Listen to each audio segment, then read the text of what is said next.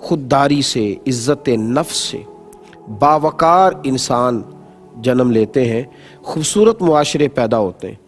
اور جب انسان آگے بڑھنے کی کوشش میں اپنی عزت نفس کو بھول جاتا ہے اور اپنی جیب بھرنے کی کوشش میں وہ اپنے وقار کا سودا کرنے لگتا ہے، اور جب وہ مال، دولت، اقتدار، شہرت کی ہرس اور ہوس کے لالچ میں وہ اخلاقیات کو ہی بھولنے لگتا ہے، تو پھر اس نے کچھ کمایا نہیں، پھر اس نے کچھ حاصل نہیں کیا۔ خودداری سے رہیں، عزت نفس سے رہیں۔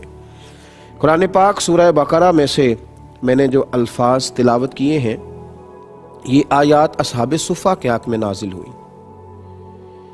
یہ وہ لوگ تھے کہ جو نبی کریم صلی اللہ تعالیٰ علیہ وسلم کی بارگاہ عالی مرتبت میں مستقل حاضر ہو گئے تھے تعلیم دین کے لیے۔ انہوں نے اپنے آپ کو وقف کر دیا تھا۔ حضرت ابو ہریرہ رضی اللہ تعالیٰ عنہ فرمایا کرتے تھے کہ ان لوگوں کے پاس اتنا کپڑا نہیں ہوتا تھا جس سے پورے وجود کو ڈھانپا جا سکے، کئی دن کھانے کو نہیں ملتا تھا۔ اور وہ حدیث بھی چمکتی ہوئے ہمیں دکھائی دیتی ہے کہ جب دودھ کا ایک پیالہ تھا اور 70 کے قریب صحابہ صرف اسی پر گزارا کر رہے تھے، نبی کریم صلی اللہ تعالی علیہ وسلم کی برکات سے اسی ایک پیالے پر وقت گزر رہا تھا۔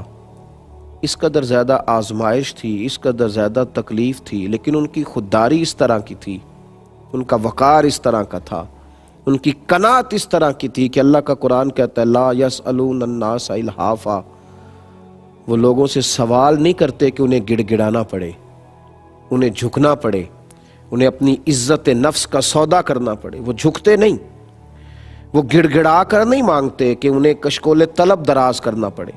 آپ دیکھ لیں آج لوگوں کا کیا حال ہے۔ لوگ صرف مال بڑھانے کے لیے، اللہ تبارک و تعالیٰ نے رزق کا وعدہ فرمایا ہے، وہ اللہ عطا فرماتا ہے، لیکن لوگ اپنی خودداری کا سودا کرتے ہیں، عزت نفس کو بیچ ڈالتے ہیں، چند روپوں کی خاطر جھوٹ بولتے ہیں، چند ہزار کی خاطر جھوٹی گواہی دیتے ہیں، چند لاکھ کی خاطر لوگوں پر ظلم کرتے ہیں، چند کروڑوں کی خاطر لوگ ملتوں کا سودا کرتے ہیں، لوگ دین کے راز بیچتے ہیں۔ لوگ کہاں تک چلے جاتے ہیں، کہاں تک پہنچ جاتے ہیں۔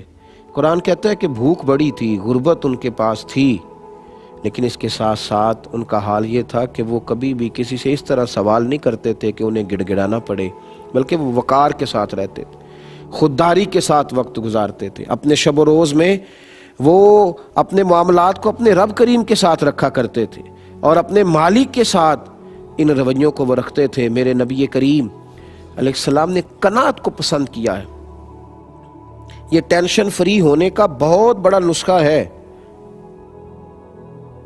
اگر کوئی شخص چاہتا ہے نا کہ میں سکون کی زندگی گزاروں، سکون کی، اور بہت زیادہ بکھرے ہوئے جو میرے خیالات ہیں اور بہت جو ہر وقت نفس کی دوڑ ہے، اس سے میں بچ جاؤں، تو میرے محبوب کریم صلی اللہ تعالی علیہ وسلم نے نسخہ کیمیا دیا ہے۔ اللہ کے محبوب علیہ السلام سے ایک صحابی نے پوچھا تھا یا رسول اللہ عزت کیا ہے؟ ہر آدمی چاہتا ہے نا کہ میں عزت سے رہوں، وقار سے رہوں، عزت کیا ہے؟ تو محبوب نے فرمایا جو اللہ نے تجھے دیا ہے اس پر قناعت اختیار کر، اللہ تجھے عزت عطا فرما دے گا۔ تو کہا یا رسول اللہ صلی اللہ علیہ وسلم پھر ذلت کیا ہے؟ تو نبی کریم صلی اللہ تعالی علیہ وسلم نے فرمایا لالچ نہ کرنا، لالچ نہ کرنا، حرص ہوس سے بچنا، ورنہ تو ذلیل ہو جائے گا۔ لالچ میں ذلت ہے، قناعت میں عزت ہے، تھوڑے پر گزارا کریں۔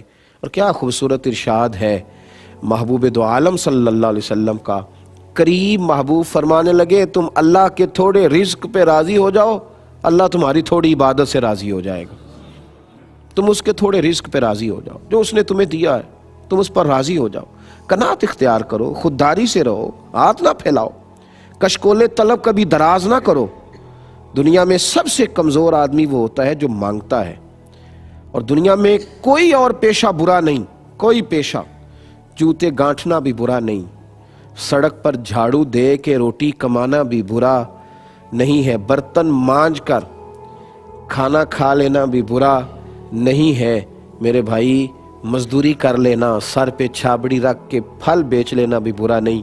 ایک ہی پیشہ برا ہے، وہ ہے ہاتھ پھیلانا، وہ ہے مانگنا، وہ ہے لوگوں کے سامنے کشکول طلب دراز کرنا، وہ یہ ہے کہ دنیا داروں سے مانگنا، دنیا داروں سے، لوگوں کے سامنے ہاتھ پھیلانا، کسی اشارے پہ بریک لگتی ہے، 20 لوگ سوال کرنے والے دوڑ آتے۔ چھوٹے چھوٹے بچوں کو سکھا دیا گیا ہے، وہ گاڑیوں سے چمٹے رہتے ہیں، ان کو یہ طریقہ بتلایا گیا ہے کہ تم نے کس طرح کر کے سامنے والے کی جیب سے پیسے نکالنا ہے۔ کاش انہیں محنت کی عادت ڈالی جاتی، انہیں سکھایا جاتا، انہیں غیرت مندی سکھائی جاتی، خودداری اور عزت نفس کا پیغام دیا جاتا، انہیں بچپن میں ہی محنت کرنے کا عادی بنایا جاتا۔ وہ جد و جہد کرتے تو وہ تھوڑا رزق بھی کما کے لاتے تو عرش کا مالک اس میں برکت پیدا فرما دیتا، وہ خوبصورت بن جاتا، وہ میٹھا ہو جاتا۔ بھائیو، خودداری، عزت نفس میرے رسول کریم صلی اللہ تعالی علیہ وآلہ وسلم کا پسندیدہ فعل ہے۔ کبھی بھی کسی بھی مقام پر اپنی غربت کو بھی رسوا نہ ہونے دے، اپنی فقیری کو بھی داغدار نہ ہونے دے۔ یہ سفید چادر ہوتی ہے فقر کی، اس پہ جیسے ہی راز کھلتے ہیں نا، جیسے ہی حضرت سیدنا سعید بن عامر رضی اللہ تعالیٰ عنہ کو حضرت عمر نے ایک صوبے کا گورنر بنایا تھا، تو حضرت سیدنا عمر فاروق نے اس صوبے کے ایک شخص کے ذمہ لگایا کہ وہاں کے فقیروں کی، غریبوں کی لسٹ تو بنا کے دو، کچھ مال آیا ہے تو میں غرباء میں بانٹنا چاہتا ہوں، تو لسٹ بنا کے بھیجو۔ تو وزیر خزانہ نے وہاں جب لسٹ بنا کے بھیجی تو تیسرے چوتھے نمبر پر گورنر صاحب کا بھی نام تھا۔ ہمارا گورنر بھی غریب ہے، 3 وقت کا کھانا بھی مشکل سے پورا ہوتا ہے، غریب ہے گورنر۔ جب لسٹ حضرت عمر کے پاس گئی تو آپ نے 600 دینار گورنر صاحب کو بھیجے اور ساتھ کہا کہ مجھے تو خبر ہی نہیں تھی کہ آپ اتنے مشکل میں وقت گزار رہے ہیں۔ جواب میں حضرت سعید جب وہ قاصد لے کے پہنچا نا وہ مال، تو کہتا میں نے 600-700 دینار دروازے پر انہیں دیے، دروازے پر، اور جناب سعید ابن عامر دروازے پر ہی بیٹھ گئے، اندر نہیں گئے، اور ایک شخص کو کہنے لگے ذرا آواز لگاؤ میرے صوبے میں جو غریب لوگ ہیں وہ جلدی سے پہنچے، اللہ نے مجھے مال دیا ہے۔ پھر وہ سارا مال وہیں بانٹ دیا۔ تو وہ خط آپ نے پڑھا نا جس میں حضرت عمر نے لکھا تھا کہ مجھے تو پتہ ہی نہیں تھا آپ غریب ہیں، تو حضرت سعید بن عامر کہنے لگے حضور آپ کا ہدیہ آیا تھا، میں نے قبول کر لیا، استعمال بھی کر لیا، لیکن ذرا شفقت کر کے اس شخص کا نام تو بتایا جس نے میرا راز کھولا ہے۔ یہ تو میرا اور میرے مالک کا معاملہ تھا کہ میں غریب ہوں یا کمزور ہوں، یہ کون تھا جس نے میرا راز کھولا؟ میں نے اپنی غربتیں چھپا کے رکھی ہیں، میں نے اپنی فقیریاں چھپا کے رکھی ہیں، میں تو جب بھی بات کرتا ہوں یا خدا سے کرتا ہوں یا جب گردن جھکا کے درود پڑھتا ہوں تو محمد مصطفیٰ سے کرتا ہوں، میں تو اپنے محبوب سے بات کرتا ہوں، میں تو مصطفیٰ کریم کے وسیلے سے اپنے رب کے حضور اپنی آہوازاریاں پیش کرتا ہوں، میں تو نہیں سوال کرتا دنیا داروں، میں کسی کے آگے ہاتھ کیوں پھیلاؤں؟